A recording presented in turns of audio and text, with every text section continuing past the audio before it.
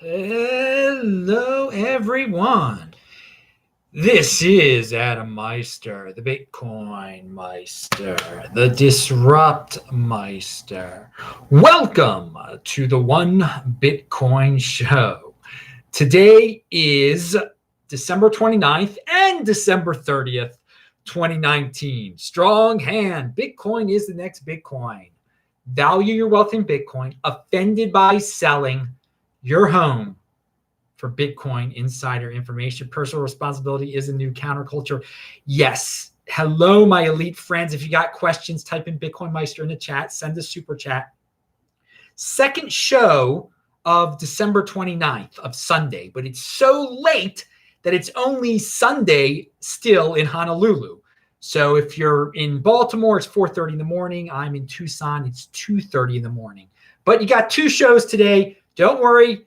All you December 30th freaks will have the real December 30th show on Monday, even though it really is already Monday also. So Sunday had two shows. Check out the Beyond Bitcoin show, which was on Sunday. Check out the Bitcoin Rabbi on Saturday. This Week in Bitcoin was Friday. We talked about Lightning Network with Gabriel Devine and Guy Swan and the great Rocky Palumbo, and just what to look forward to in 2020 and what 2019 was all about. So check out disruptmeister.com for all the old shows. They're all linked to below. The ones I just talked about, at least. And follow me on Twitter at TechBalt, TechBalt. It's still, people are still taking off from work because it's winter break. But you better believe, not only do you get one show here every day because of conviction, but today you got two shows, baby. Okay. I have so much written down here. Oh, something for all you people that are in motion. Bitcoin Rabbi on the show yesterday, he said, be the light, be the light. And if you want to be the light and be in motion and be positive like that, he's got an opportunity for you. Do you know Portuguese? Do you know Korean? You contact him. You can help distribute his book, his Bitcoin book for kids. Hey, it's a way to be in motion. People say, oh, I can't make money in this space. Yeah, you can. Bitcoin Rabbi, check out the video. He's linked to below that video. It was Saturday night's video. He lit the menorah because it was Hanukkah. And here tonight, I lit all 8 candles. This was the last night of Hanukkah. So everyone now is totally pumped for 2020, right? Okay, play this at 2x and pound that like button. Now, if you're looking to learn about the halving, which is coming up in May of 2020, it's a good idea, and you're on Twitter, make sure that when you look at the person's profile, it doesn't say something like joined November 2017. Look at the join date when you're trying to learn about the halving on Twitter. See if the people were actually around. I mean, if they didn't have a Twitter account before November 2017, they weren't around Bitcoin in 2016. Just it's an easy way to check up on the people that you think are telling you something that's important, and they might not know what the heck they're talking about. That join date on Twitter. Twitter can be a very useful place for information if you treat it like a blog. But make sure you're reading a blog of someone who actually was around in 2016. Come on. So Brian, the UK Bitcoin Master, is in the house. Yay, I'm live in your chat for once. Yes, because in London, is it 9:30 in the morning there in London? This time thing, time is overrated, dude. Time is overrated. I don't know what time it is, baby. I just know you got yourself a show, people. It's great to see you. Al KZ says, hey, Bitcoin Meister, just claim my MWC. Good that you did that before the last day to do that, which is January 2nd. Thanks. Did you see the hacker telling Biden not to touch kids? Thanks for the Rabbi vid. Cool dude. No, I didn't know. What did this Biden? No, I don't know about this Biden thing. Did someone threaten to? Who knows? What's it got to do with? Did it have anything to do with Bitcoin? Type that in there and type in Bitcoin Meister. See if that had anything to do with Bitcoin. Otherwise, Biden, I don't really care too much about him unless something happened with him Bitcoin wise. And I don't think we're going to have to deal with too much Biden for the foreseeable future. We'll see how. Hey, that's for the Beyond Bitcoin show. Okay, moving to Jameson Lopp. He is the dude. Well, he's the dude of a lot of things in the Bitcoin world. But in the past, he's tested metal Bitcoin seed storage. You can type in your recovery seed into metal. There are different storage devices that allow you to do that. And he has a metal seed storage review site now where you can look at all the ones that he tortured and he burnt and he blew up, and to see which one is the best one. If you want to engrave your recovery seed into something that's definitely not going to be destroyed, I link to that below. And JC in South Africa is in the house too. We're getting all the people that are like waking up now. It's fun. Before I go to sleep, all these people are waking up. All right. So it's good to see you, JC. In my last show, what show did I mention South Africa in a recent show? I don't know. One of the last. It had to be the Beyond. I guess it was the Beyond Bitcoin. Yes, the Beyond Bitcoin show. You sent me a link. I think you sent me that link about in South Africa, you only need a 20% passing grade in math. If you get a 20, which is really an F, you pass in South Africa for math. Very interesting stuff. But that's for Beyond Bitcoin show. Check that out, people. It was a good one earlier today. So get your coins off of HitBTC. We're talking about proof of keys. So let's get real specific here. Trace talks about proof of keys. Get your Bitcoin off of all the exchanges. Okay, let's make it real simple. How about this? HitBTC, I've got an article that goes into depth about their not being a good place, not being a good company. I've talked about how they tried to blackmail the Be Private people in the past, okay?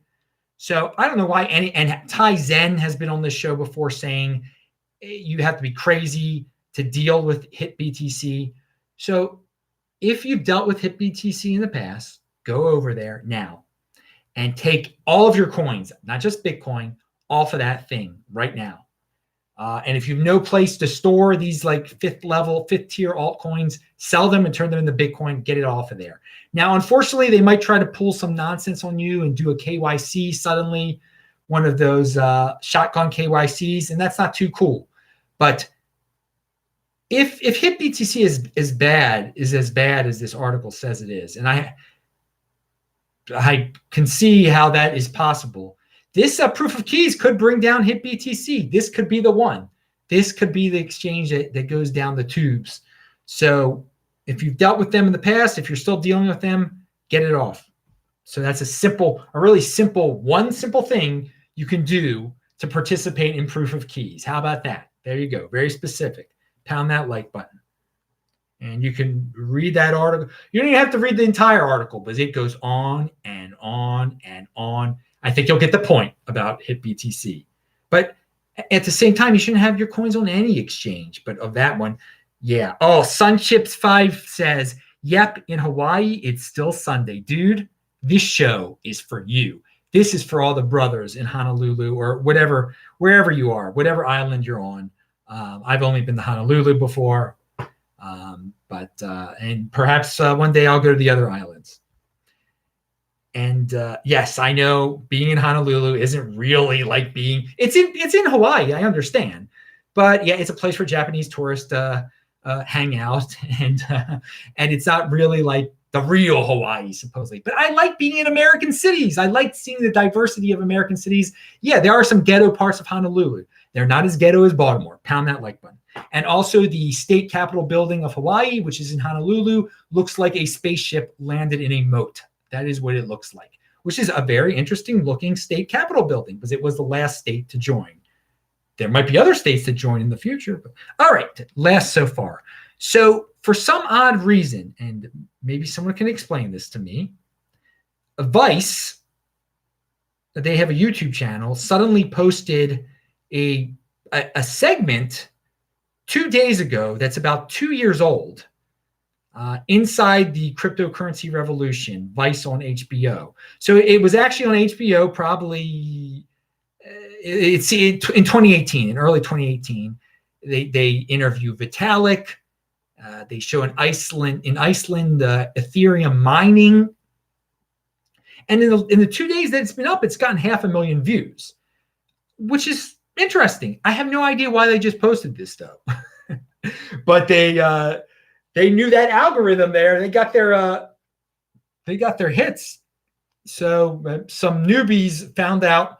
Some newbies have a really weird take on. I guess they think cryptocurrency is about Ethereum and Ethereum mining. But hey, I noticed that. I don't know what was going on with that.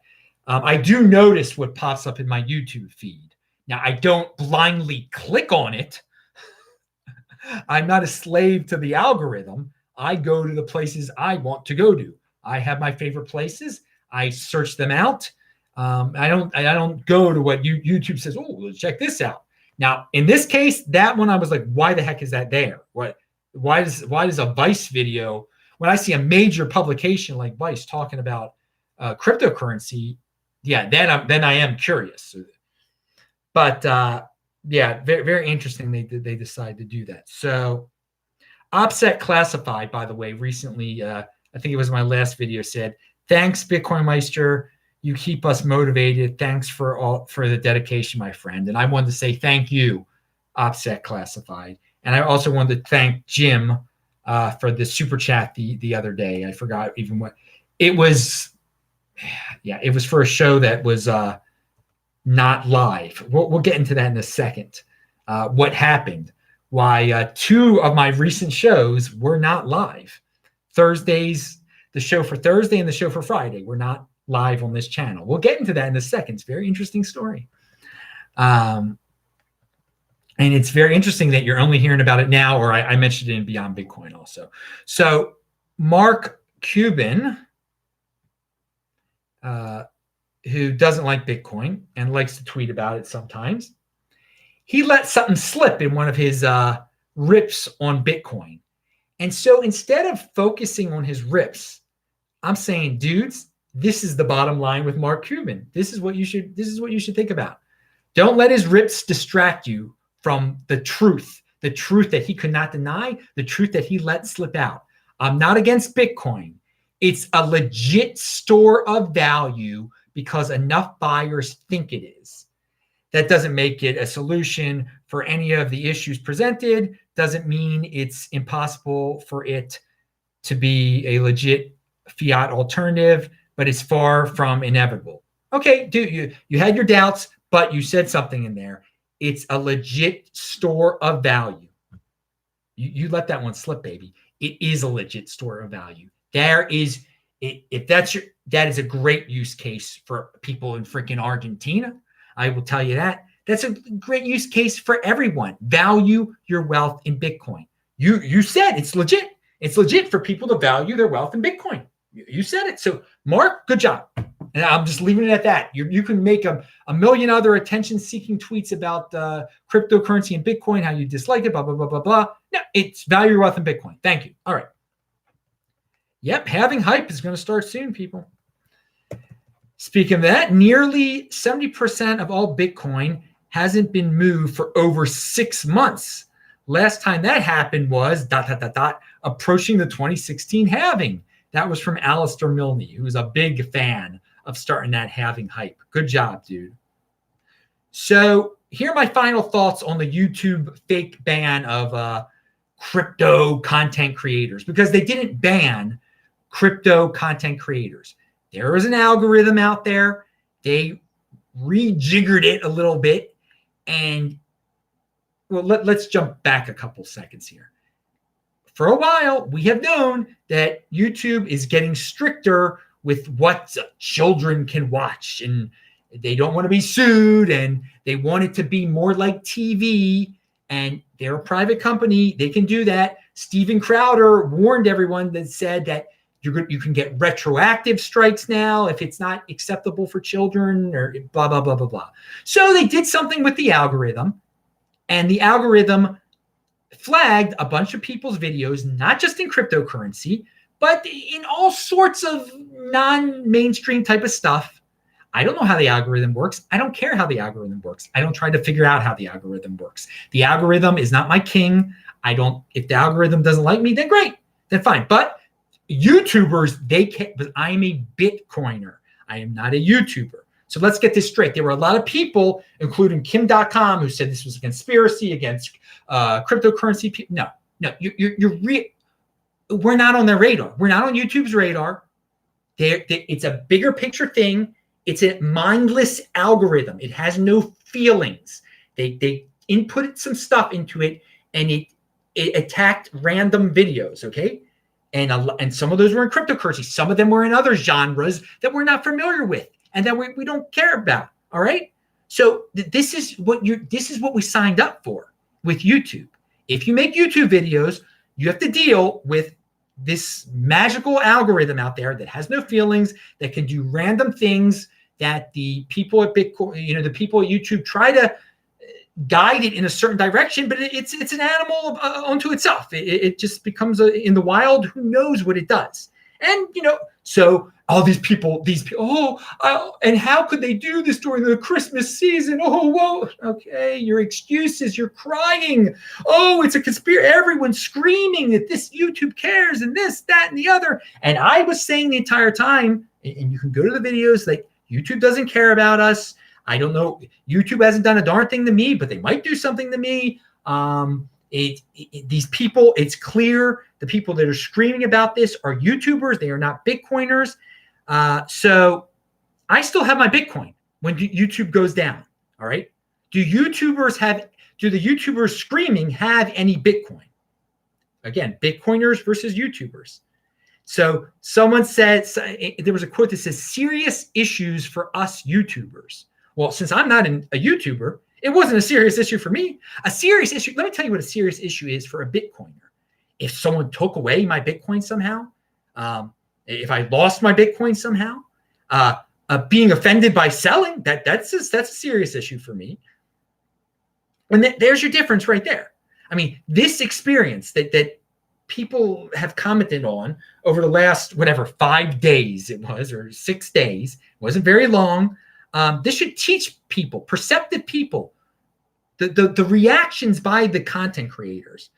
Who is a YouTuber and who is a Bitcoiner? What was Tone's reaction? What was Adam's reaction? They weren't the same, like these panic-stricken people going wild that, we're being targeted. Oh, it's horrible, this, that, and the, it's the end of the world. Oh, yeah. Again, why aren't they on Twitter also? Aren't they on other platforms? Aren't they on Facebook? Can't they spread the word? Can't they appeal the YouTube decision? So let me tell you something that you didn't know, people, because I didn't cry like a little baby about it. For about 50 hours, 2 of my videos from 2016 were randomly starred or whatever, randomly flagged. And I could not upload videos for about 50 hours. I could not upload videos onto YouTube. It was Wednesday night. It happened after I had after I'd done my live Wednesday video. I couldn't do a Thursday video. And so I put it on the Facebook. I spread the word over Twitter. I did everything I would usually do, but it was on Facebook. Didn't complain during the video because I figured, this thing, it's totally random. In time it will pass. Friday, I prepared the This Week in Bitcoin show. I did not tell my guest what had happened. We did the show, and right after the show, everything was back to normal again. I uploaded the show. There you go. And nothing really changed. I mean, nothing changed for me. My life went on. I didn't lose my Bitcoin. My channel's still here. I have no strikes now. They corrected the algorithm. That's it. It's over. I'm relentless. I didn't cry. I didn't scream. I didn't, so that's about it. But I do want to remind everyone, if, you can always, if you want content from Adam Meister, you can go to at Steemit. I put all my videos on Steemit. It's steemit.com/BitcoinMeister. It's linked to below. On Facebook, I'm facebook.com/DisruptMeister. It's linked to below. On Twitter, I'm TechBalt, TechBalt. I'm also on Minds. I'm Bitcoin Meister on there. So everything is, so all these people that are screaming, and I'm on Steam, I just said Steam. All these other people were said to me when this purge was supposedly going on. They're like, Adam, you got to get on the other platforms, blah, blah, so we know what's going on. I'm already on other platforms, dudes. So this could happen again in the future. The algorithm could go wild again. I don't care. I still have all my Bitcoin. I mean, that's the bottom line. I still have all my Bitcoin. And if my channel, if I can't upload a video, if I can't do a live video for 50 hours, there still will be a new video here every day. That is my system.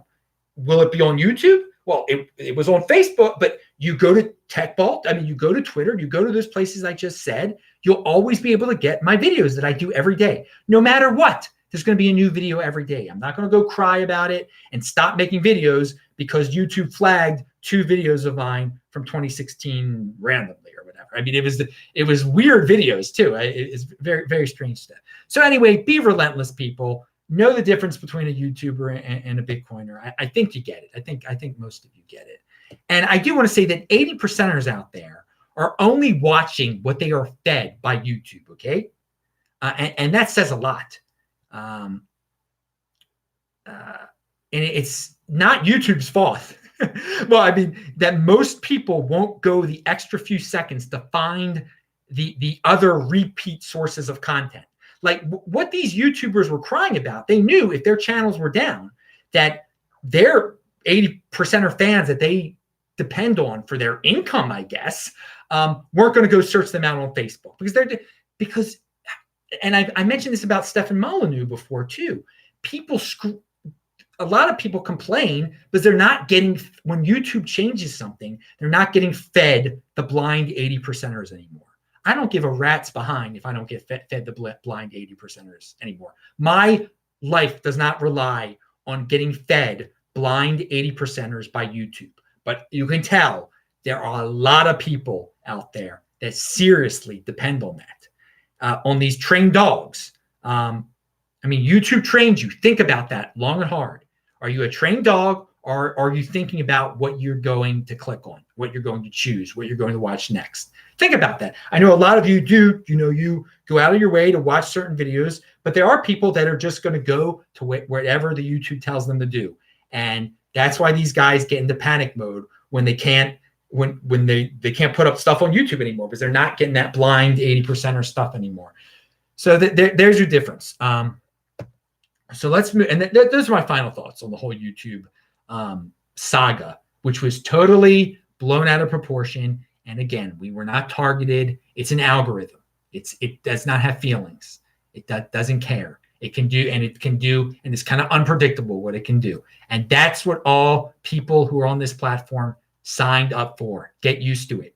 Get used to it if you haven't gotten used to it. And don't have your life rely on YouTube. There's some advice right there. If your whole if your system relies on YouTube, you better at least be ready for things like that to happen. Have some kind of game plan. Okay, diversification for the sake of diversification, blown out of the water by Shuzu here. This week, Hedgehog7 and I explore what your returns would have been if you had bought every coin that entered the top 10 list on CoinMarketCap since 2013. While up in US dollars, you would be down substantially in Bitcoin, with Ethereum being the only coin up in Satoshis. So, and he says diversification is a myth. So this is for all the people that say they can create a crypto portfolio based on, the top altcoins out there. No portfolio beat a Bitcoin in terms, if you value your wealth in Bitcoin. Now, when Ethereum entered the top 10, though, so far it is higher than it was back then in terms of Bitcoin.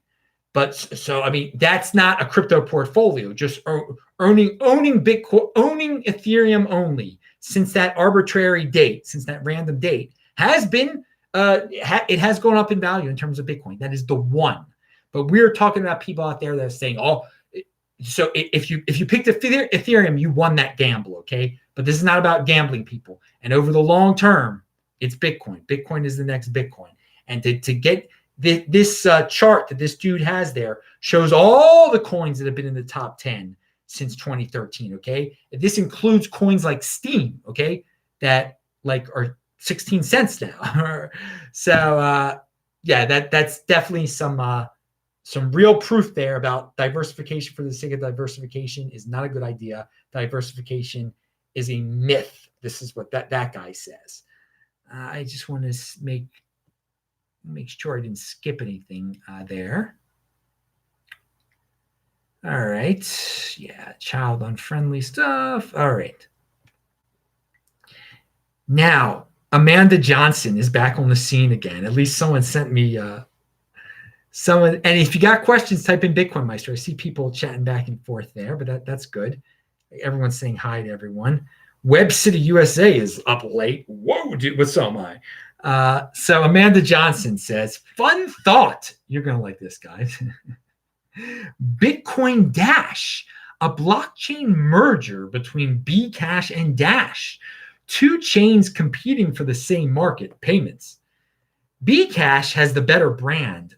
Ooh, that's saying a lot there. You clearly don't work for Dash anymore if you say Bcash has a better brand than Dash. And Dash has the better tech. The two combined would form a payments subchain, superchain called Bitcoin Dash. All right, maybe you wanted to generate some controversy there. I will say this. I said a while ago that eventually altcoins would merge. Will these two altcoins merge? That would be a big merger. If they actually did that, that would pump the price of whatever the child of that Frankenstein would be. The Frankenstein of those coins would be. How about that? That's a better way of saying it. But otherwise, I don't know what to say about that. Interesting tweet on her part there, and just made me remember her. I hadn't really seen anything from her lately, and I heard she didn't work for Dash anymore. She was a good marketing tool of Dash. I remember when they hired her, and I said that was the best marketing move a coin's ever done at that time, and it was. And Dash pumped because of her. A lot of you don't know this, but she had her own show before Dash. She had her own show, like me, just doing stuff like this. She would talk about all sorts of coins, and then all of a sudden, she was a big Dash fan. But most people don't remember that at all. And she's been on my show 3 different times, and she's a nice person to have on the show. She's a nice person. It's like, go to the disruptmeister.com. You can check out the shows that she was always. They were always controversial because the people in the chat would go crazy, and the comments would curse her, and there would be a lot of thumbs down. Anyway, so but there will be mergers of all coins in the future. So she's on to something there. So let's talk about another lady of crypto, of Bitcoin specifically, who's awesome, who's been on this show before. Caitlyn Long has an article in Forbes that she says is an excerpt from, I think, some big financial guy's book. She wouldn't reveal who it is, but she's allowed to print this excerpt. So we're going to find out more about this in 2020. But here's a quote. The economic incentives for corporate treasurers to switch from legacy payment systems to new real-time gross settlement systems are powerful. So here we have these huge financial entities that are sending money back and forth, okay, between one another. And they're using the legacy payment systems to do so. Now, the legacy payment systems involve time and delays. And these payment delays cost hundreds and millions of dollars. Okay? So what Bitcoin and cryptocurrency as a whole provide are instant payments. They save time, and it's going to save they save time for settlement. Okay? You're not using, it's real-time settlement. You know right away it's over. The deal has gone down, the money has been sent, the other party has the money. With the traditional system, the legacy payment systems, you have to wait a few days or a day, Even a day is a long time. It costs hundreds of millions of dollars. So this is something that Bitcoin can solve right now. And this would save them a lot of money. It would make things a lot more efficient. Now they might do their own. If you read the article, you can see that there are other options out there, other centralized cryptocurrencies, Libra, the JP Morgan coin. This is why some of these big entities are interested in their own stable coins for reasons like this, because it solves a problem. But this is very good for Bitcoin in the long run. Okay, if these huge entities go to a new get off of the legacy payment system, okay, they're going to touch Bitcoin in some way. It's going to help Bitcoin. So read that article in Forbes. Caitlyn always just bringing a new perspective on the things and opening my mind up there. Finally, for all you Lightning Network freaks, and by the way, I'm not a Lightning Network freak. I don't study it. I haven't participated in it at all. That's not my thing. I mean, Bitcoin is a huge space. Cryptocurrency is a tremendous space, and you can focus on certain certain lawyers focus on certain types of law. I focus on certain types of Bitcoin more than others, and the Lightning Network stuff. It's because I'm just that offended by selling guy. I don't like to even spend a fraction of my Bitcoins. Now, I think Lightning Network is great for the payment freaks out there. It is great. It is good, but it's not my thing. But I still talk about it. And here we got something called Satreon, which rhymes with Patreon, is a non-custodial Lightning version of Patreon and similar to y'all's and other paywalls. Anonymous users are able to subscribe to content creators to view all of their posts or pay for individual ones. It's linked to below, so you guys can check it out too. And is this the way we're going to go with newspapers and blogs and content, that you'll send a very small fraction of a Bitcoin to see something? Who knows? But I say innovate, don't destroy. They're innovating. It's something that I'm not innovating. I'm not playing on the Lightning Network, but I'm glad people are innovating. And maybe they will. Maybe that will be they'll come up with some innovation that will be the killer app that'll get everybody to use Bitcoin and get everybody to save Bitcoin once they spend Bitcoin. Who knows? All right. I think that is it. It is late here. It's almost 3 a.m, so I got to go to sleep, don't I? But I thank everyone who's up late at night or early in the morning if you're in Europe or Africa or wherever you may be. Thanks a lot, dudes, for all the support. I'm Adam Meister, the Bitcoin Meister, the Disrupt Meister. Remember to subscribe to the channel, share this video, pound that like button, bang that bell button. Check out BitPiggies too, because they're pretty cool. And yeah, it's been 33 minutes of a show. I'll be back later on Monday for the official Monday, January 30th show. So I hope you enjoy this Sunday, the 29th show. Check out all the recent, because there have been a lot of recent shows, obviously, shown up there. Pound it. And Barefoot Barry said that he said, apart from losing 2+ Bitcoin on ICOs in 2017, the only Bitcoin I've spent was paying Adam for advice. Oh, dude. Thanks a lot, Barefoot Barry. You spent it wisely, too. I'll see you guys later. Thanks a lot. Bang that bell button.